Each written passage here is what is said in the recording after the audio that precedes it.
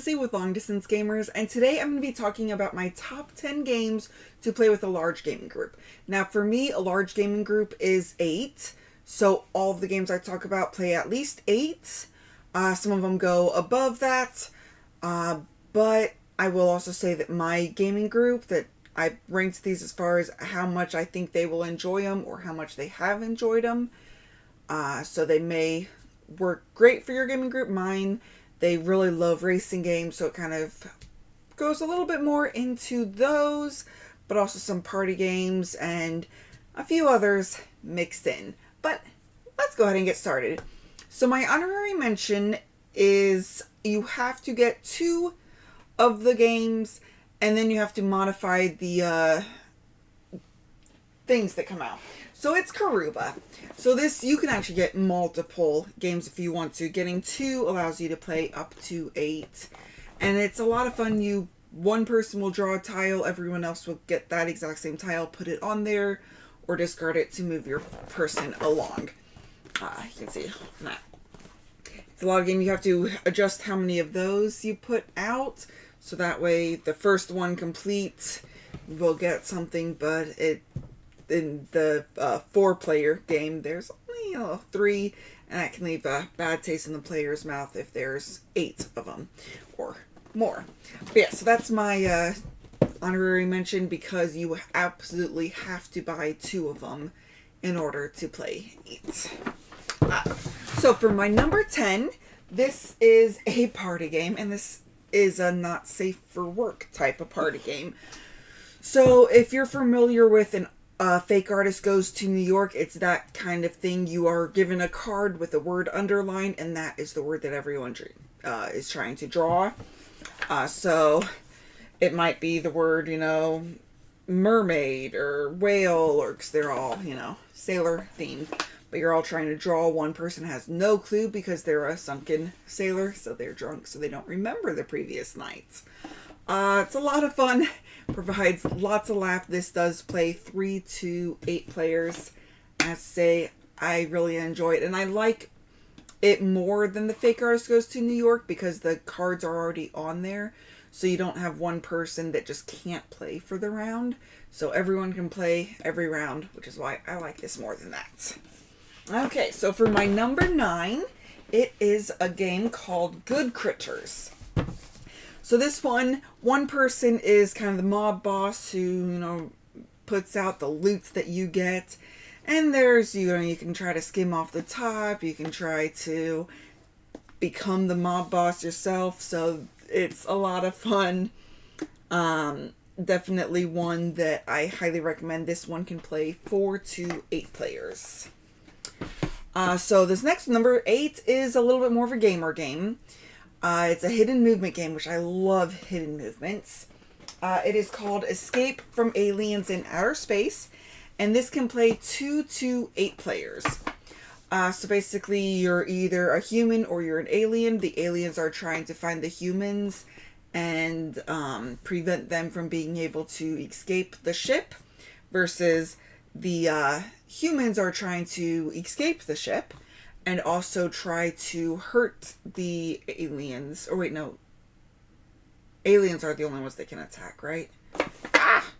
I forget. One of them can attack, the other one cannot. I think the aliens can attack. And the humans are just trying to get out. So you have to make noise sometimes. Sometimes you can make noise in a false sector. So definitely a very enjoyable one. Okay, so my number 7 game is a racing game, and this is the first edition. There is another edition that has a nicer pyramid. Basically, you're trying to race the camels. You bet on which one's going to win for the round versus the entire game, and then you also try to put tiles out that can get you some money. But yeah, they can go pretty fast in a 8-player game. As far as sometimes you don't even get a turn before all the camels go. So it's just like, But most people will try to bet and not put those camels out right away. And then there's like that, there's only one die left. Ooh, I could get another turn in. Or, ooh, I really like where I'm standing. I want to get that die out there before someone, can bet on it. But But yeah, it provides a lot of laughs and a lot of fun and very enjoyable. So my number 6 is another really small, teeny tiny game called Insider.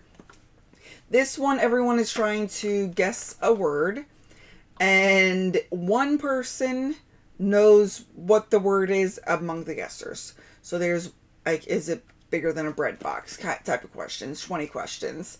One person is, answering the yes or no, and then so the insider's trying to guide everyone to getting what it is without making it obvious that they're guiding. Because if you get it right and you are found out to be the insider, you lose. But if you get it right and no one can figure out you're the insider, then you win. So, cute, fun little game. Great for all ages, too. So my number 5 is a push your luck type of game called Ink and Gold. So you're trying to go in, you decide every card if you're going to go further in or chicken and go back to your camp. And the more you stay in, the more loot you can possibly get. But you also risk getting the bad cards to come out, and if multiples of the bads come out, well, then you lose everything. So it's kind of like do you want to keep going, or do you want to take what you have and run with it? And there's like anything that's left over, or the artifacts, if you're the first and only one to go out, you'll take all of that. If you are sharing, if there's multiple people going out at the same time, you'll share the loot, and no one will get the artifact. So it is interesting to try to psych out what everyone else is doing. But definitely one that I highly recommend. Okay, my number 4 is another racing game. It's actually a kind of a roll and write game. Betting game, too. So your horses are going around, and you roll the dice. Everyone gets an action with the dice that move. You can buy the horse, you can bet on the horse, you can use that to go to the concession stand. It's a lot of fun, and a lot of times will have you sitting on the edge of your seat going, oh my goodness, please let this horse be the one that's rolled. Because also sometimes one of the horses will drag another horse with them. So something that is very entertaining and also plays 1 to 8 players. Okay, my next game, my number 3 game is Unusual Suspects. This one you are making judgments based on the way people look, which provides some very stereotypical things, and then it can also provide some meta. So like the last game we played, we kept talking about how one of these places, they definitely play the sax. So one of the questions I was able to ask was, is this a sax player? And it was between 2 people. So, if the person who's saying yes or no says yes, it's a sax player, we know it's that one. And so he said yes, it's a sax player. So we were like, oh yeah, obviously it's that one. But then all my other teammates were going, well, this guy could also play sax. Just like, oh my goodness, we've been saying this entire game, that's a sax player. So if we ask that, yay! But sometimes it can be frustrating. But you're definitely making judgments on who's going to pay their taxes, who would have unpaid parking tickets, who rides a bike to work, that sort of thing. This does play 3 to 16, so it definitely has a large upper end, and just all around fun. Okay, so my number 2 game, I believe you have to have the expansion for this one to play up to it's 4 to 14. It's kind of a party game, but you're trying to figure out who the murderer is, and not only that, what he killed the person with, and what evidence was left behind. So, and there can be special characters that lets you, have a witness to see what is done. You could have, accomplices, or you could just play everyone doing the base thing, and it's simple for everyone to get, but it's a lot of fun. This one was only intended for it to be a starter game and turned into the whole main event because they wanted to play it multiple times in a row. So Deception, Murder in Hong Kong is my number 2 game.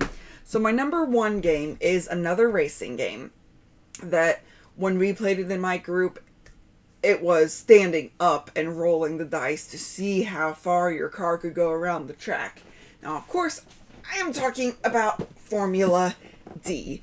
So this one's a lot of fun. You have these gears that you can move to determine which dice you're going to roll, and you have to stop certain things, and if you don't stop around the curves a certain amount of times, you just fly off the curve, which does happen. And then if you go too far past the curve without stopping, you have to take damage. And if you have to brake and not, go before someone, then you're taking damage. If you're stopping next to someone, you might cause an accident, which can cause damage. It's a lot of fun. But you're rolling dice and seeing how far you can go and trying to just be the first one to cross that finish line.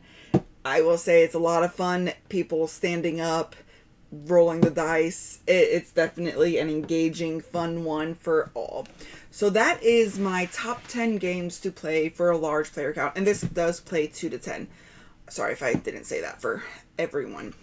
But lots of fun, and I highly recommend all of these. They're tried and true.